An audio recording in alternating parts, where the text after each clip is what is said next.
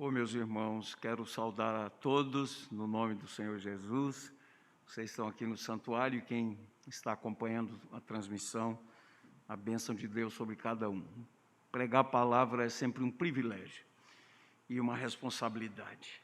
A gente sobe aqui com temor e tremor, não é, Timóteo? Eu tenho muitos anos de ministério, mas tremo toda vez e eu preciso da cobertura de oração. O texto já foi lido, 2 Timóteo, capítulo 1, e eu peço que você abra novamente a Escritura nesse texto precioso da Palavra de Deus. Segunda carta de Paulo a Timóteo, capítulo 1.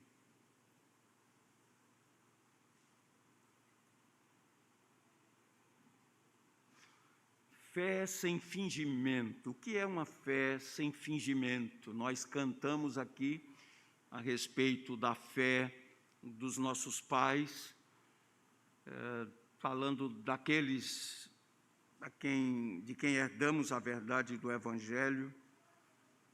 Nosso presbítero Maeli começou ali no prelúdio, lendo algo sobre a galeria dos heróis da fé. E Paulo faz uma referência ao jovem pastor Timóteo. Fala de uma fé sem fingimento. A ideia de fé sem fingimento é uma fé sincera, é sem hipocrisia, é uma fé genuína. E, só por uma questão de contexto, vamos reler versículos de 3 a 5, que o nosso editor colocou aqui, ação de graças. Dou graças a Deus, a quem sirvo desde os meus antepassados, com consciência pura, porque sem cessar me lembro de ti nas minhas orações noite e dia. Eu fico impressionado sempre que leio sobre o apóstolo Paulo, seu compromisso com a oração, fazendo menção de vós em todas as minhas orações, ele diz no outro lugar, mas agora, falando a Timóteo, eu me lembro de ti nas minhas orações, noite e dia. Então, era um homem que orava, não é que ele não fizesse nada, nós sabemos que sua agenda era sempre cheia, viagens, pregações, plantação de igreja, perseguições e vários enfrentamentos, mas ele não abria mão da sua vida de oração. Lembrando das tuas lágrimas, estou ansioso por ver-te, para que eu também transborde de alegria, pela recordação que guardo de tua fé, sem fingimento, a mesma que primeiramente habitou em tua avó Lóide e em tua mãe Eunice, e estou certo de que também em ti. Amém. Vamos orar. Obrigado, Senhor, pela Tua palavra, que é viva e eficaz, palavra poderosa, perfeita. A lei do Senhor é perfeita e restaura a alma. Alimenta-nos agora, Pai, com essa porção da Tua palavra. Fortalece a nossa fé, aviva a nossa esperança, aprofunda a nossa comunhão com o Senhor, nossa consagração. Ser exaltado, em nome de Jesus. Amém e amém. Hoje é o dia do Senhor, um dia muito especial para a nossa fé, dia de celebração da ceia do Senhor, dia de posse de diáconos eleitos, bem como de uma cerimônia de ordenação e investidura, e também a concessão do título de emerência a um diácono que tem servido ao Senhor nessa igreja durante cerca de 40 anos. Por tudo, bendito seja o nome do Senhor. Meus irmãos, eu queria, de forma bem objetiva, falar algumas verdades a respeito dessa fé sem fingimento. Sempre nós precisamos ler a Bíblia e textos da Bíblia em seu contexto. Há contextos que são imediatos e há contextos que são remotos. Às vezes nós precisamos ler uma longa porção de um texto bíblico para entender um texto específico. E nós precisamos de muito zelo quando estivermos lendo a palavra de Deus. O pastor Timóteo falava há pouco dessa família missionária que certamente está servindo em um lugar onde há perseguição dura. Pois bem, quando Paulo escreveu a segunda carta a Timóteo, a última carta que ele escreveu antes do seu martírio, ele tinha consciência de que o tempo da sua partida era chegado, ele tinha consciência do seu ministério sério pela graça de Deus, a ponto de dizer: combati o bom combate, completei a carreira, guardei a fé. Ou como lemos, tenho sofrido essas coisas, mas não me envergonho, porque eu sei em quem tenho crido. Então vejam o contexto. Timóteo, um jovem pastor, estabelecido na cidade de Éfeso, para colocar as coisas em ordens, para orientar a escolha de uma liderança qualificada, para combater as heresias, um lugar muito difícil para se viver o Evangelho, lugar de idolatria, lugar de paganismo. E naquele momento havia uma dura perseguição contra a igreja.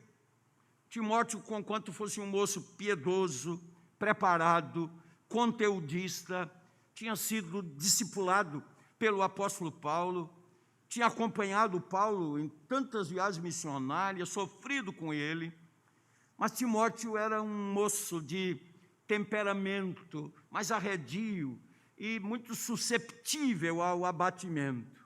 Então imaginem, o seu pai na fé estava preso, Paulo, e era um prisioneiro do Império Romano, e estava preso como se fora um fora da lei, embora ele estivesse preso por causa da fé cristã. Era um prisioneiro do Senhor Jesus Cristo. Então as pressões eram muito grandes, né? O próprio Paulo diz aqui nessa mesma epístola, se você olhar aí, versículo 15, estais ciente de que todos os da Ásia me abandonaram. Era uma época de deserção, de abandono, as pessoas não queriam arriscar a cabeça seguindo os ensinamentos de Cristo, e especialmente ligando aqueles ensinamentos ao prisioneiro Paulo. E essa carta foi escrita, inspirada pelo Espírito de Deus, para fortalecer Timóteo, lembrar Timóteo da sua vocação, do seu chamado, da imposição de mãos, de sua responsabilidade. E essa carta foi escrita para dar um novo ânimo a Timóteo. Não tenha vergonha, Timóteo, do testemunho do nosso Senhor Jesus, e nem do seu encarcerado, que sou eu. Prega a palavra, como ele diz no capítulo 4, insta, quer seja oportuno, quer não, corrige, repreende, com toda longanimidade e doutrina. Paulo diz, chegará um tempo quando as pessoas não ouvirão mais a verdade, elas sentirão uma comichão nos ouvidos, uma coceira nos ouvidos. Prega a verdade. John Stott, que foi um expositor bíblico e profundo estudioso das Escrituras Sagradas, mas notabilizou-se como expositor da Palavra de Deus, escrevendo um comentário sobre essa segunda carta a Timóteo, ele resume o livro com 4 exortações, uma em cada um dos capítulos.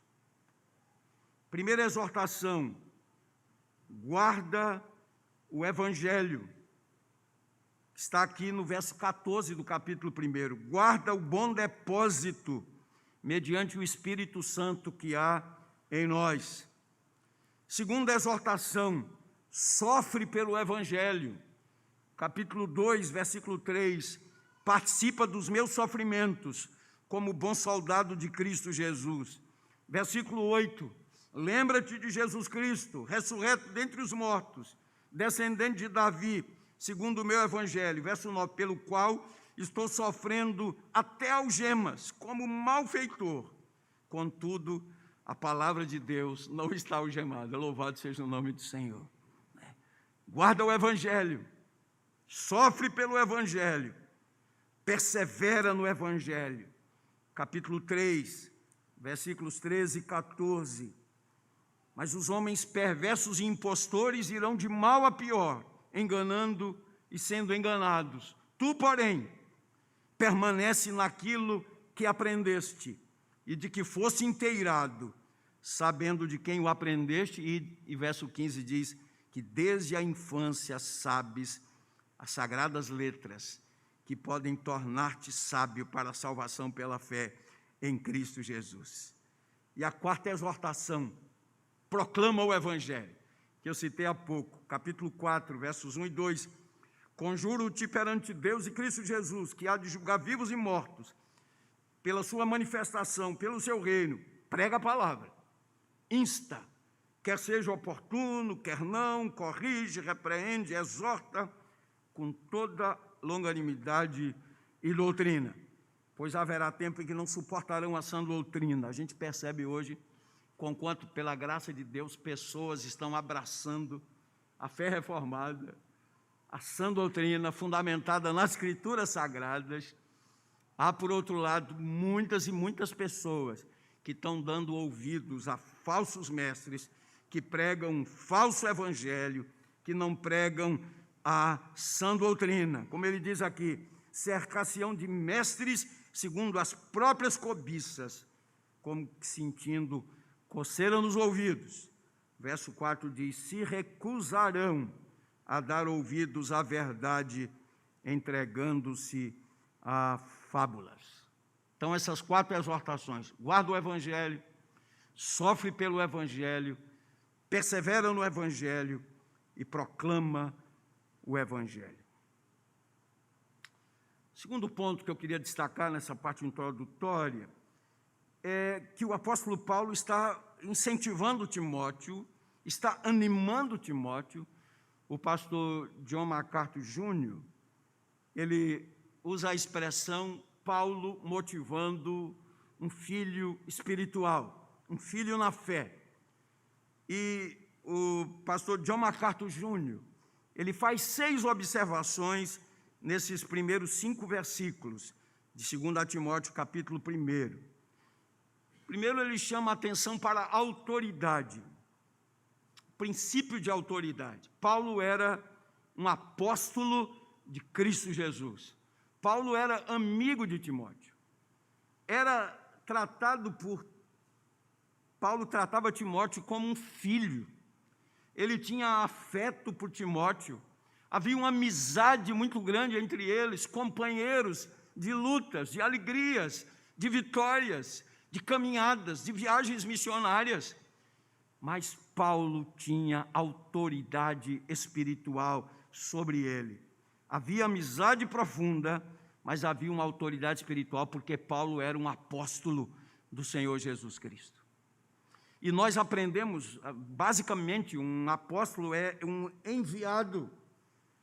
Nós sabemos, queridos irmãos, que esse ofício apostólico não existe mais.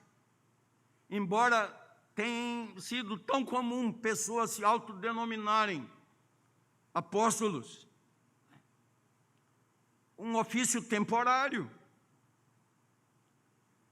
E próprio Paulo, sendo um apóstolo, chamado pelo Senhor, ele mesmo dizia, eu não sou digno de ser chamado apóstolo, eu persegui a igreja de Cristo, mas ele era um apóstolo. Ele diz, em outras ocasiões, apóstolo, aqui ele diz, pela vontade de Deus, de conformidade com a promessa de vida que está em Cristo Jesus. Noutra carta ele escreve, apóstolo não pela vontade de homem algum, mas pela vontade de Deus.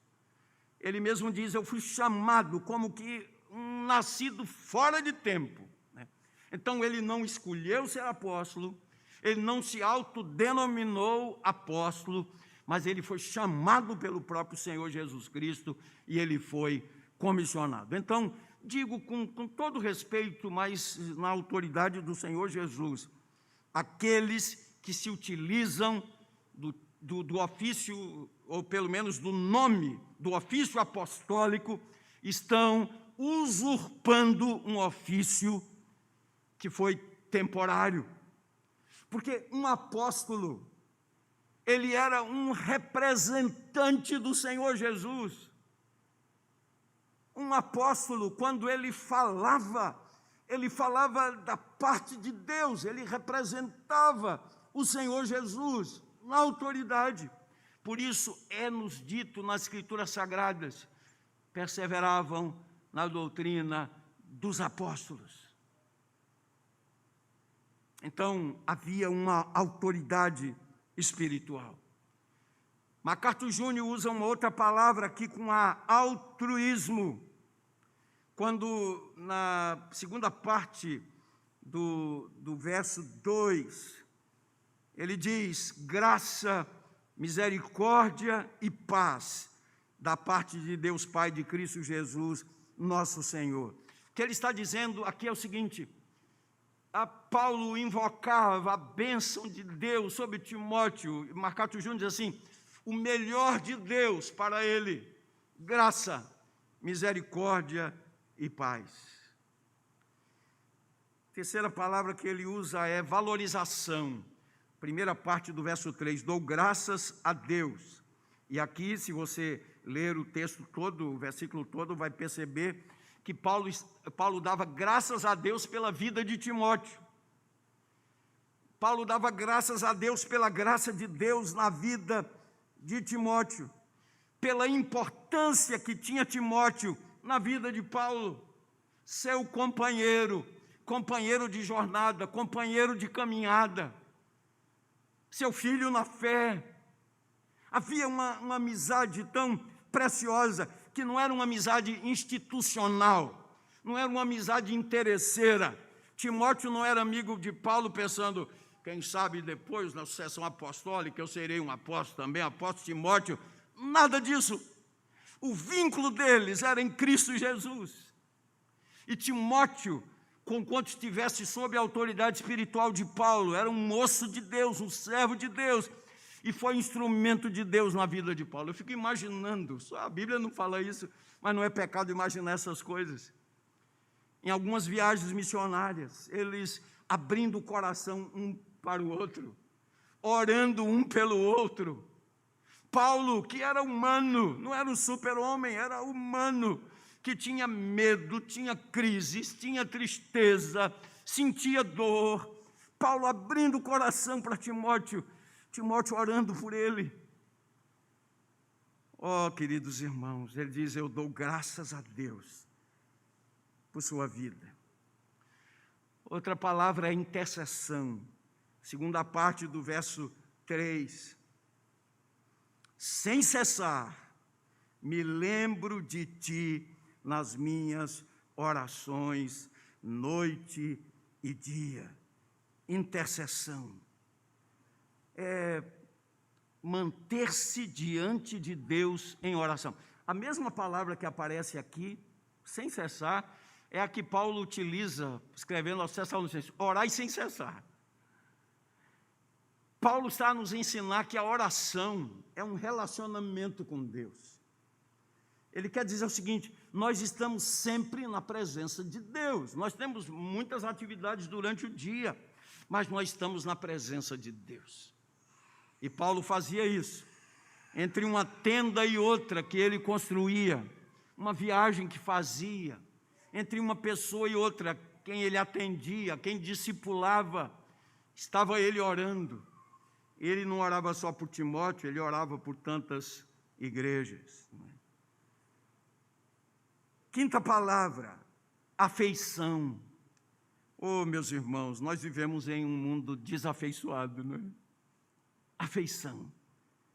Verso 5, pela recordação que guardo de tua fé sem fingimento, a mesma que lembrando-me das tuas lágrimas, estou ansioso por ver-te, para que eu transborde de alegria.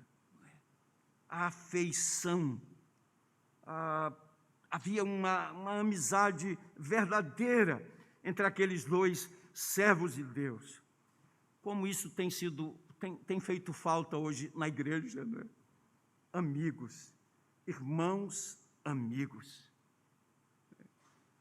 Como diz aquele hino antigo dos vencedores por Cristo. Hoje você olha para o seu amigo, mas não tem nele um irmão. Hoje você olha para o seu irmão, mas não vê nele um amigo. Que Deus nos dê essa graça da afeição, do cuidado mútuo, não da competição. Maeli, eu vou pegar o seu lugar, Maeli. Não, da afeição, não competição.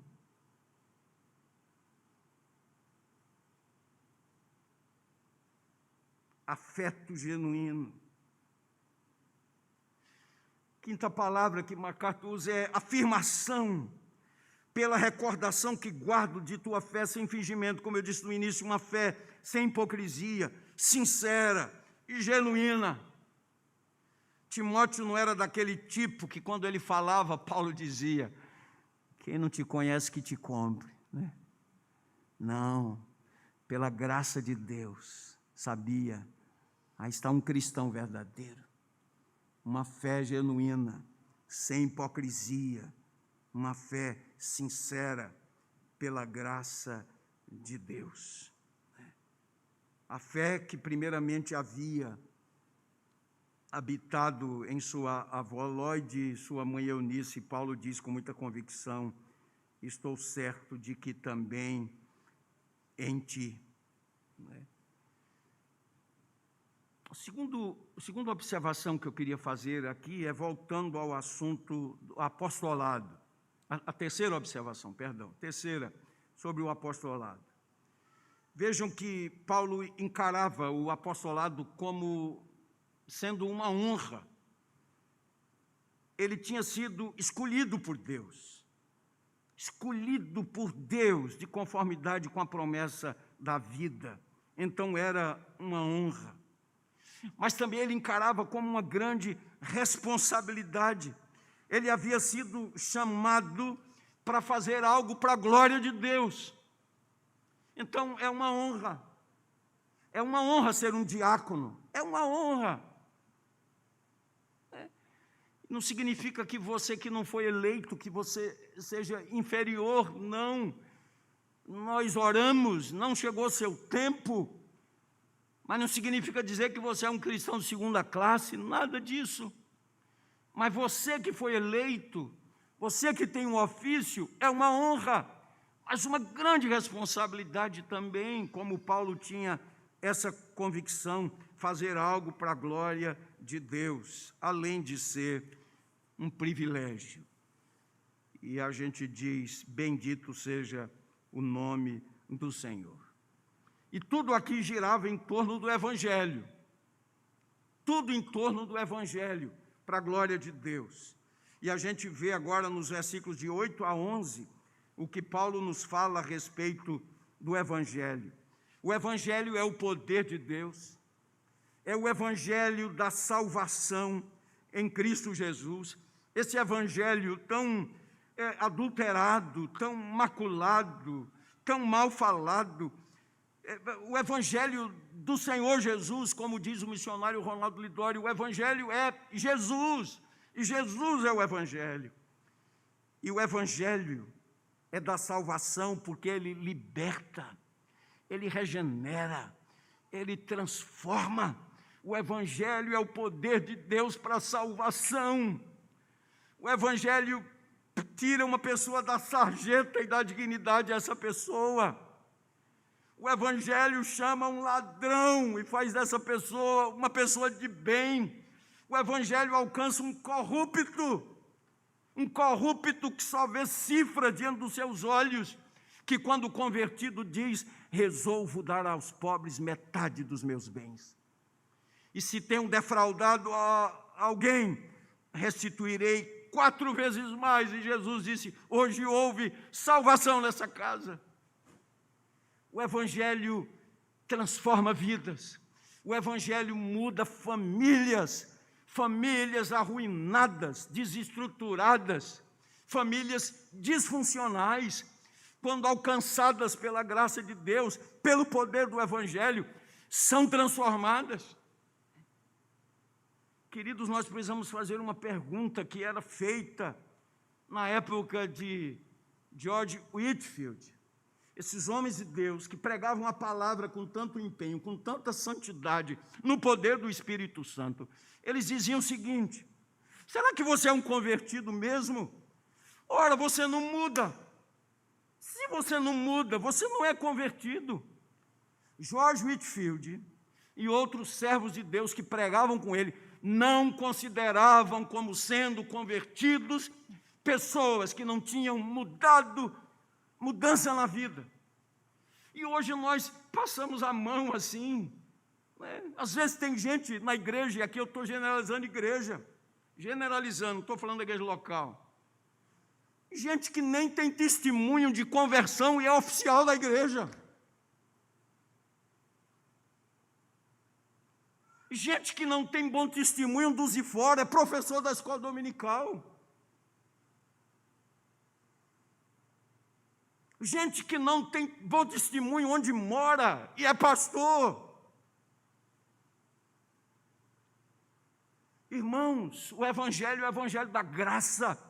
Jesus não veio buscar bonzinhos, Jesus veio buscar miseráveis, destroçados, arrasados, doentes, mortos, mas veio para transformar essas pessoas. Ora, às vezes a gente percebe que a igreja, o máximo que faz é uma caiação, dá uma mudança assim, é uma coisa estética, mas não muda, a linguagem não muda, a postura não muda, os valores não mudam, as prioridades não mudam. Eu estava olhando agora, vindo para cá, vendo esse pessoal atrás de um time de futebol, que não está brigando lá nas cabeças, e se tivesse ainda assim?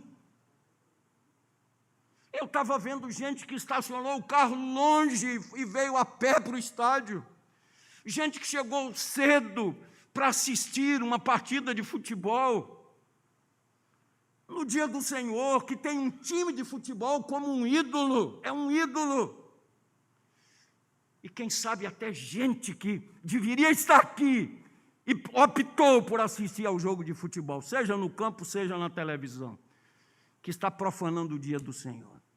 É impressionante isso.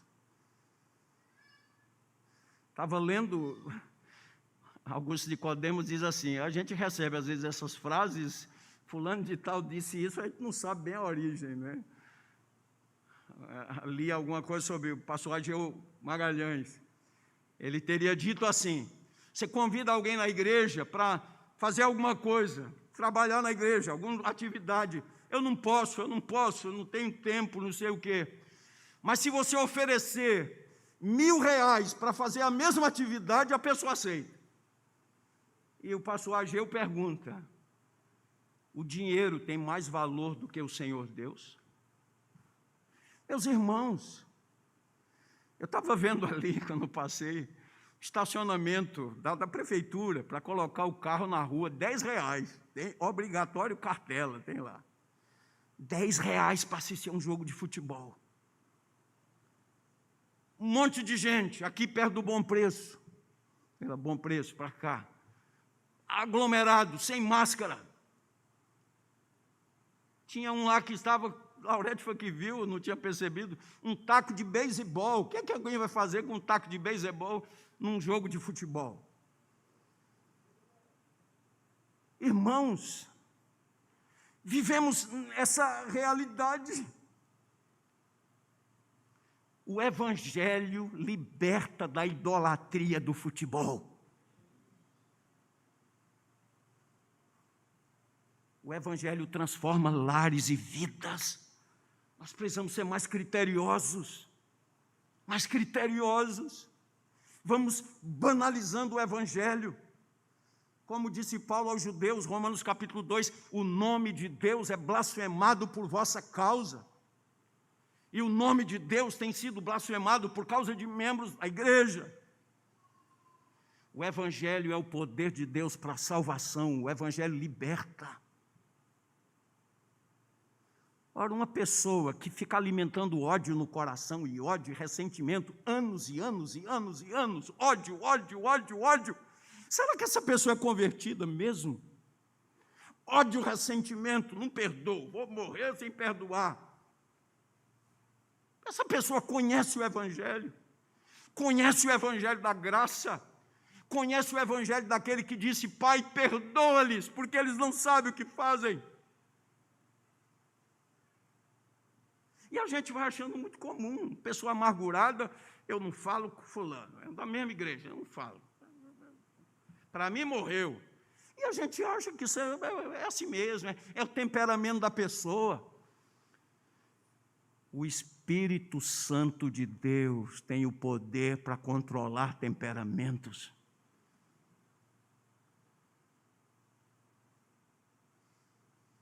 O Evangelho é um chamado à consagração. É o Evangelho da graça. É o Evangelho da vida. É o Evangelho que diz: se alguém está em Cristo, é uma nova criatura. As coisas velhas são passadas. Tudo se fez novo, tudo se faz novo. Esse é o Evangelho da graça de Deus. E não é sem razão que Paulo, escrevendo aos Coríntios, na segunda carta, ele pede que nós avaliemos a nossa própria vida. E nós, à luz da presença de Deus, avaliemos a nossa vida. Estamos mesmo na fé? A pergunta não é: você é presbiteriano? Essa não é a pergunta. A pergunta é: estamos na fé? Uma fé sem fingimento. E quando Paulo fala sobre tudo isso, ele está falando com autoridade apostólica, inspirado pelo Espírito de Deus, falando ao seu filho na fé, que está abalado, que está meio que abatido diante de tantos sofrimentos. Paulo está preso, muitos abandonando, muitos desertando. Timóteo sofrendo esse impacto, e essa carta é escrita para fortalecê-lo. Paulo diz: eu oro por você, eu me lembro de você. E Timóteo, recordo-me da sua fé, de sua fé autêntica. Eu queria rapidamente falar sobre alguns elementos que contribuíram para que Timóteo tivesse essa fé, dom de Deus, dádiva de Deus. Obviamente que, em primeiro lugar, está a graça de Deus, o chamado de Deus. Por que a fé de Timóteo era sem fingimento? Em primeiro lugar, por causa do Senhor. Olhem comigo, versículos de 6 em diante. Por esta razão te admoesto, que reavives o dom de Deus que há em ti, pela imposição das minhas mãos, porque Deus não nos tem dado espírito de covardia, mas de poder, de amor, de moderação.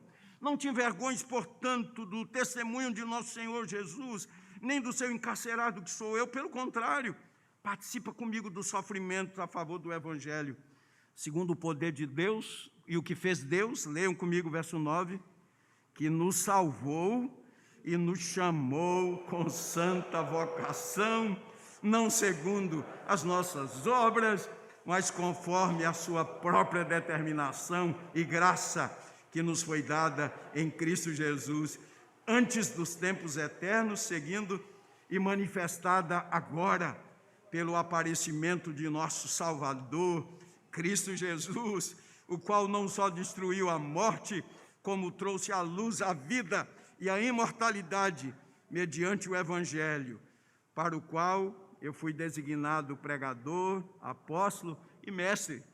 E por isso estou sofrendo essas coisas. Todavia, vamos lá, não me envergonho, porque eu sei em quem tenho crido.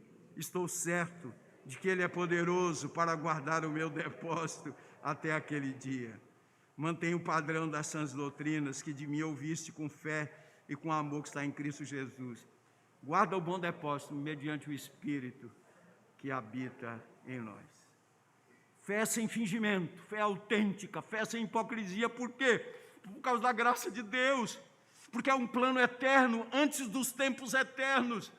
E essa graça se manifestou em Cristo Jesus. Como Paulo escreveu a Tito, a graça de Deus se manifestou salvadora. Então, fé sem fingimento, por causa do Senhor. E Paulo estava lembrando a Timóteo: Timóteo, lembre-se disso. Você é um filho de Deus. Você é um discípulo de Jesus. Você foi escolhido antes da fundação do mundo. E você foi alcançado pela graça de Deus. Mas, em segundo lugar, o seu lar, a sua formação familiar. Não é sem razão, queridos, que o inimigo, ele quer destruir a família, que a cultura contemporânea quer redefinir a família. Não é sem motivo, não é sem motivo que programas como BBB e novelas e filmes de Hollywood, não é sem motivo que todas essas coisas estão aí contaminando as famílias, que os esgotos estão abertos e derramando todos esses dejetos da nossa casa. Não é sem razão. Há uma mentalidade por trás de tudo isso. Há um espírito desse mundo, um Deus desse século. A cultura contemporânea que diz família tradicional, essa visão judaico-cristã, não, todo tipo de amor é válido. Não é bonito ouvir isso, né? Todo tipo de amor é válido. E a pessoa vai dizer, você vai se opor ao amor? Que é isso? Queridos, nós temos uma palavra que nós reconhecemos como sendo ela única regra de fé e de prática. E a palavra de Deus diz que a família é uma instituição de Deus, que o casamento é uma instituição de Deus. A Bíblia diz, deixa o homem, pai e mãe, se une à sua mulher, e serão os dois uma só carne. O que Deus ajuntou, não separe o homem. A cultura contemporânea diz, o casamento é descartável. Seja feliz. Você não está feliz com a sua esposa, com o seu marido? Viva uma aventura. Às vezes terapeutas aconselham exatamente assim, vai viver uma aventura, vai viver a vida, deixa esse cara chato, a procurar alguém mais interessante. A cultura contemporânea fala exatamente sobre essas coisas, queridos, e o lar é fundamental no plano de Deus e no propósito de Deus. Quantas famílias mais abastadas, elas abdicaram da criação dos filhos e confiaram às babás. Elas pagam até bem, e as babás criam os filhos. As babás educam os filhos. Há pessoas abastadas que sequer dormem com os filhos, a babá é que dorme com o filho. E porque a pessoa está tão cansada, deixa o entretenimento lá para os filhos estão assistindo, navegando na internet, assistindo um bocado de coisa perniciosa e perigosa. Mas os pais estão dizendo, estou muito cansado, eu preciso descansar, deixa ele lá. Enquanto ele está lá, ele está me dando paz. A formação familiar. O texto diz claramente aqui no verso 5, Paulo diz, eu tenho essa recordação de tua fé sem fingimento, a mesma que habitou em tua avó e em tua mãe. A maior influência na formação de cada um de nós deve-se ao lar. É no lar. Não é no departamento infantil, não, é no lar. O departamento infantil é um instrumento para ajudar esse trabalho. Como disse John Stott, boas biografias nunca começam abordando as pessoas de que tratam, mas os seus pais e possivelmente os seus avós. É certo que ninguém pode herdar a fé dos pais. É preciso um encontro pessoal com o Senhor Jesus Cristo. Mas uma criança, ela pode ser induzida à fé pelo bom ensino. Uma criança pode ser induzida à fé pelo exemplo, pela oração dos pais. Você lê biografias de homens de Deus e mulheres de Deus, e eles vão dizer, quantas biografias de missionários. Eu me acordava assim, de madrugada estava meu pai lá de joelhos, Minha mãe estava de joelhos, minha mãe estava orando. É o lar. Timóteo provinha de um lar temente a Deus. É certo que o texto diz que seu pai era grego, lemos lá em Atos 16, sua mãe uma judia, que posteriormente tornou-se cristã, uma avó cristã. Mas dentro do plano da providência de Deus, antes da conversão à fé cristã de Lloyd e de Eunice, o texto mostra claramente que aquelas mulheres tinham o temor de Deus e elas haviam instruído Timóteo nas sagradas letras. Olhe capítulo 3, versículo 15. Capítulo 3, versículo 15. Desde a infância, sabes as sagradas letras que podem tornar-te sábio para a salvação em Cristo Jesus. O reformador João Calvino, comentando esse texto, no seu comentário das pastorais, ele escreveu assim: Timóteo foi criado de tal modo que pôde sugar a piedade junto com o leite materno. Não é linda essa afirmação, né? Timóteo foi criado de tal modo que ele pôde sugar a piedade junto com o leite materno, sugando o leite e a piedade da sua mãe. Louvado seja o nome de Deus. O lar é a maior influência. A primeira grande influência na vida de Timóteo foi a educação no lar, em particular, sua mãe, sua avó. É uma bênção nascer em um lar cristão onde há o temor de Deus. Quando eu fico vendo esses pais comprometidos que trazem os seus filhos à casa de Deus, que bênção! Mas mais do que isso, eles ensinam seus filhos os caminhos do Senhor. E olha que lindo, Timóteo estava falando aqui de fé sem fingimento em 3 gerações: a avó, a mãe e o filho e neto. 3 gerações, né? Lloyd, Eunice e Timóteo. Que maravilha, que maravilha. Mas em terceiro lugar, eu queria destacar que é importante também na nossa formação, amigos tementes a Deus. Paulo escrevendo 1 Coríntios capítulo 15, as más conversações corrompem os bons costumes.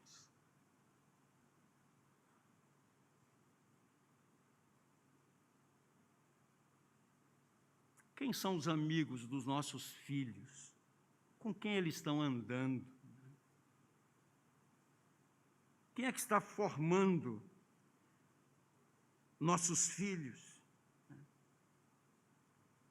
Aqui nós temos Paulo e Timóteo, uma amizade espiritual, na providência de Deus, quando na segunda viagem missionária, Paulo passou ali por Listra, Derbe, ele soube de um moço, possivelmente tinha sido convertido, na primeira passagem de Paulo por lá, na primeira viagem missionária, e Paulo o levou consigo, e diz o texto que todos davam bom testemunho de Timóteo, né?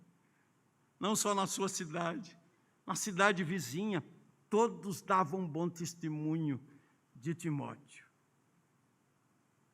E Paulo foi um instrumento de Deus na vida de Timóteo. Que influência maravilhosa, foi um privilégio da graça. A pergunta é: quem são nossos amigos? O que esses amigos nos ensinam? E mais, o que é que estamos ensinando a esses amigos?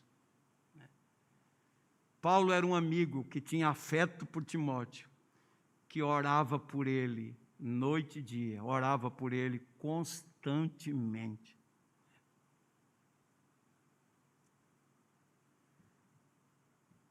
Que Deus nos dê a graça, queridos irmãos, de sermos encontrados fiéis. E aí, a fé que professamos é genuína, é autêntica, é sem hipocrisia, é sem fingimento. Que Deus nos abençoe. Deus abençoe as famílias aqui representadas. Eu peço sempre isso. Não desista de orar por seus filhos, por seus netos. Eu sei que algumas pessoas foram convertidas depois, quando já tinham seus filhos. E os filhos não tiveram o privilégio de aprender desde a tenra idade, mas começaram a aprender quando viram. Isso é muito importante. Você pode ter certeza de uma coisa: talvez seu filho rejeite a sua palavra, o seu testemunho, se rebele, mas que você seja uma Mônica, como foi a mãe de Agostinho de Hipona.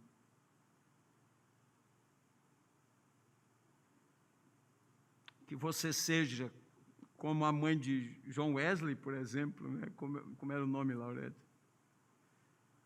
Ela vai lembrar daqui a pouco. É mais jovem do que eu, vai lembrar, né? Lembra quem foi a mãe de John Wesley, o nome? Está na ponta da língua aqui. Bom,